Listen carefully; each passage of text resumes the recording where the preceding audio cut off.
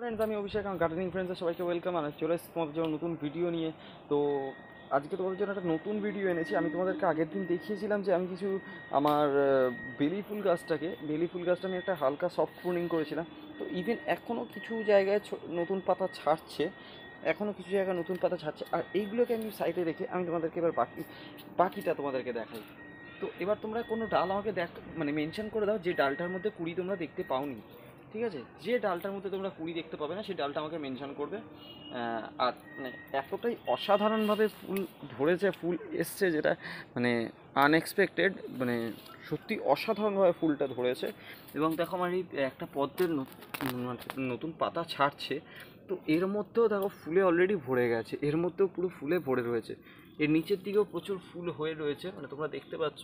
তো এটা simply tricks আমি ইউজ করেছিলাম যে কিছুদিন আগে আমি 1 মাস 1.5 মাস আগে একটা সফট প্রুনিং করেছিলাম, একদম সফট প্রুনিং করেছিলাম।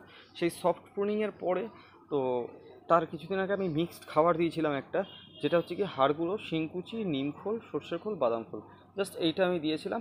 আর তার সাথে টানা আমি 3 সপ্তাহ সর্ষের খোল আমি অ্যাপ্লাই করেছি, মানে লিকুইড ফার্টিলাইজার সর্ষের খোল আমি অ্যাপ্লাই করেছি। আর তার সাথে আরেকটা নতুন জিনিস তোমাদেরকে দেখিয়ে দিই, আমার বোগেনভিলিয়া। তো বোগেনভিলিয়াটা তোমরা দেখো, পাতাটা কম, ফুলটা একটু বেশি। তো সেটা পুরোপুরি তুমি সব জায়গা থেকেই দেখতে পাবে। ঠিক আছে, তো গাছটা আমার খুব একটা বড় নয়, খুবই ছোট্ট গাছ, মানে অজস্র ব্রাঞ্চেস এসছে। তো গাছটাকে আমি এইভাবেই ডবল লেয়ারে আমি তৈরি করেছি।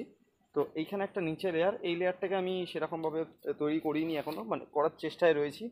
তো আমি আগে ওপরের লেয়ারটাকে তৈরি করেছি এবং এটা এখনও চেষ্টা করে যাচ্ছি কমপ্লিট করার, এখনও কমপ্লিট হয়নি। তো কমপ্লিট হলে এটা আমি তোমাদেরকে আরেকটা নতুন ভিডিও দেবো। তো আজকে চলি বন্ধুরা, কালকে আবার আসবো নতুন ভিডিও নিয়ে।